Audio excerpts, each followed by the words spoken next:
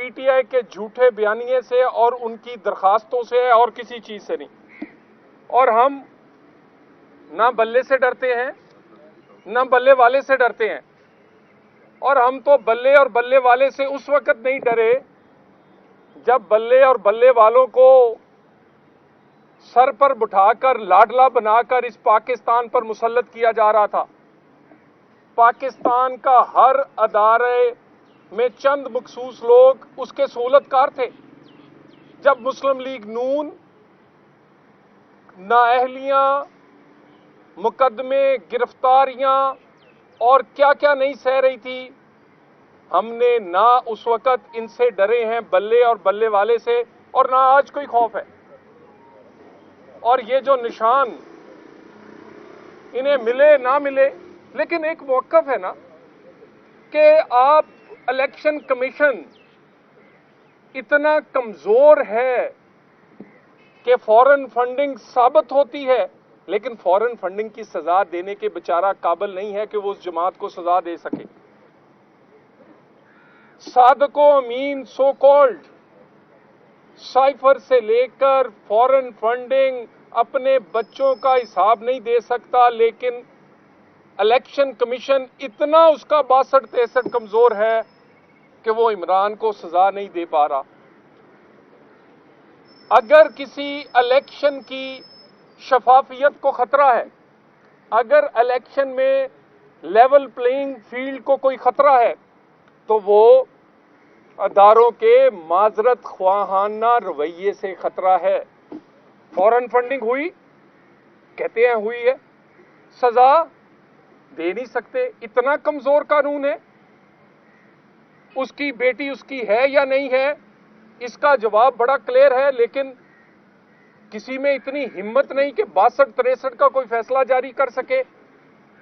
Cipher Pakistan के कैमरों के सामने इस तरह लहराए गए, लेकिन पाकिस्तान के कानून में इतनी जान नहीं है, क्योंकि लाडला बेशक साबका लाडला ही हो, लेकिन आखिर फिर लाडला तो है ना जी। और ये जो बार बार उसको सहूलतकारी, मुझे आज भी मेरा सवाल है, अगर इलेक्शन कमीशन ये समझता है कि ये इंतखाबात उसके पार्टी के नहीं हुए और उससे निशान छीना गया है, ये मेरी बात नोट कर लें, इलेक्शन कमीशन का ये फैसला आज नहीं तो कल जो है हवा में उड़ जाएगा। कौन पाकिस्तान में कानून की अमलदारी करेगा? लेवल प्लेइंग फील्ड बार बार हमें ताना देने वाले, हमारे तो आज के दिन तक भी जो सेनेटर हैं वो आजाद हसीयत से मुंतखब होकर ऐवान में बैठे हैं। कोई नहीं उस दिन किसी ने कहा था ओए होए शेर का निशान छीन लिया है, बड़ा जुल्म हो गया। नवाज शरीफ नाअहल हुआ, ताहयात नाअहल किया गया, किसी आइन की किताब से नहीं बल्कि ब्लैक डिक्शनरी से, काली डिक्शनरी से काला फैसला हुआ, स्याह फैसला हुआ।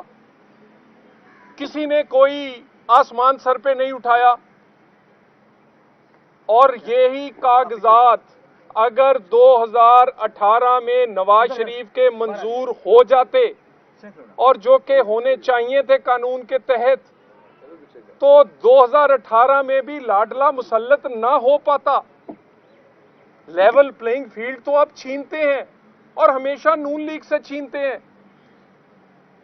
कितने आपके फैसले जो हैं, जब शेर का निशान छीना गया हमें तो कोई स्टे नहीं मिला। वो हम भी तो पाकिस्तानी हैं। नून लीग को तो अपने उन फैसले जो कि 8-8, 10 साल बाद आप टर्न डाउन हो रहे हैं, अब कहा जा रहा है कि ये इंसाफ पर काला धब्बा है। हमें तो उस वक्त किसी ने ना पूछा। नवाज शरीफ के कागजात से लेकर उस वक्त उसको नाअहल करने से लेकर शेर का निशान छीनने तक हर वो अमल जारी रहा। नून लीग ने दरखास्त इलेक्शन डिले करवाने की उस वक्त भी नहीं दी थी। हम उस वक्त भी डटकर इलेक्शन लड़ते रहे और आज फिर इलेक्शन डिले होने का चांस इन्हीं अदालती दरखास्तों से है जो जिसकी मुद्दई पीटीआई बनी हुई है और वो जानती है। उसी तरह झूठा बयानियां बना रही है जैसे उम्मीदवारों के बारे में बनाती रही कि हमारे उम्मीदवारों को कागजात नामजदगी दाखिल नहीं करने दिए जा रहे, और आज कह रही है सबसे ज्यादा कागजात नामजदगी हमारी पीटीआई की जमात ने दाखिल किए हैं, और कहते हैं बदला वोट से होगा। वोट से तरक्की होती है, वोट से अमन आता है, वोट से बदले नहीं लिए जाते। वोट बदला लेते हुए तो आपने 2018 से लेके 22 तक इस मुल्क का बेड़ा गर्क किया है। बदला तो आपने मुल्क से, पाकिस्तान की सियासी रहनुमाओं और जमातों से, और तो और पीटीआई ने पता नहीं किस अपने अंदर जो उनका छुपा हुआ था बदला जो है वो उन्होंने शहीदों से भी लिया है, शहीदों के मुजस्समों से भी लिया है। बदला तो कायदे आजम के घर को जलाकर भी लिया जाता है। यानी कायदे आजम का घर पेट्रोल बम से जला दिया जाए तो आप इलेक्शन लड़ सकते हैं, लेकिन अगर कोई फाटा से उठने वाला आदमी बारूद बांधकर धमाका करे तो वो दहशतगर्द है। पेट्रोल बमों से जीन्स पहनकर आप बाहर के कॉलेजों स्कूलों से इंग्लिश मीडियम से पढ़ने वाले बच्चे वो इस मुल्क में जो मर्जी जला दें, जिस मर्जी को, वो शहीदों के मुजस्समे हो या पर वो कायदे आजम का घर, कोई नहीं पूछेगा। वो मियां वाली एयरबेस पे हमला करें तो वो सियासी कारकुन हैं और उनको कहा जाता है इन पर नरमी की जाए, इनको माफ कर दिया जाए। और अगर कोई क्लाशनकोफ लेकर उसी मियां वाली एयरबेस पर हमलावर हो तो उसकी तस्वीरें दिखाई जाती हैं कि ये मार दिए हमने दहशतगर्द। फैसला एक कर लें, पगड़ी पहनने वाला, शलवार कमीज पगड़ी और बारूद की जैकेट पहनने वाला भी उसी तरह का ट्रीट होना चाहिए जैसे पेट्रोल बम्बों से लेस ये जीन्स पहनने वाले हैं। बदला जो है नून लीग लेने पर यकीन नहीं रखती। हम पाकिस्तान में वोट शफाफियत के साथ डालने के अमल को चाहते हैं कि वो बिल्कुल साफ और शफाफ हो और एक ऐसा वोट डले जो पाकिस्तान को अमन दे, पाकिस्तान को इस गरीब का चूल्हा चलाए, पाकिस्तान में इसकी इकॉनमी चले, पाकिस्तान की उस वोट से इज्जत बहाल हो। और मैं दोबारा आखिरी दफा फिर कह दूं, इलेक्शन बरवकत होने चाहिए, पीटीआई जितनी भी दरखास्तें दे, और हमें कोई खतरा नहीं है ये एक बल्ला ले लें, ये 2 बल्ले ले लें या ये 4 बल्ले हों, हमें कोई खतरा नहीं, ना बल्ले से ना बल्ले वाले से। बहुत शुक्रिया। अच्छा तो सर ये बताइएगा कि आपको ऐसा क्या खौफ पैदा हुआ है? चीफ जस्टिस ऑफ पाकिस्तान ने पिछले दिनों एक मुकम्मल तौर पे 4-5 घंटे में फैसला किया था, क्लियर तौर पे मीडिया ने उसको लाइव दिखाया था, और उन्होंने लाहौर के जज थे उन पर भी काफी ज्यादा बरहमी और नाराजगी का इजहार किया था, और तमाम ट्रांसमिशन इलेक्शन के हवाले से चली थी।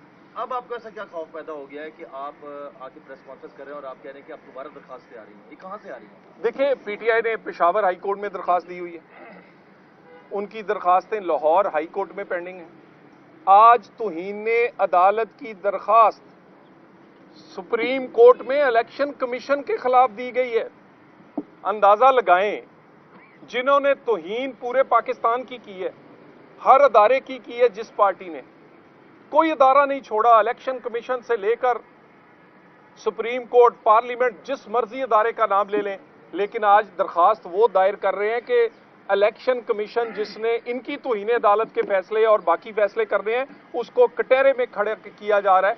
ये दरखास्तें और इन दरखास्तों के डालने की वजह सिर्फ एक है, ये ऊपर से नाटक करते हैं इलेक्शन इलेक्शन और इलेक्शन, और अंदर से ये चाहते हैं कि किसी तरह जैसे पहले लाहौर हाई कोर्ट का फैसला आया था इसी तरह इलेक्शन ना हो सके। तो साहब ये बताइएगा कि पीटीआई की जानिब से एक इल्ज़ाम ये भी आया है कि शहबाज शरीफ ने NA 132 कसूर से और मरियम ने शाहपुर जो सरगोदा के इलाका है वहाँ से जो कागजात नामजदगी जमा करवाए हैं, इन दोनों हलकों समेत ज़्यादातर हलकों में पीटीआई के जो उम्मीदवार हैं वो ज़ेर अताब हैं।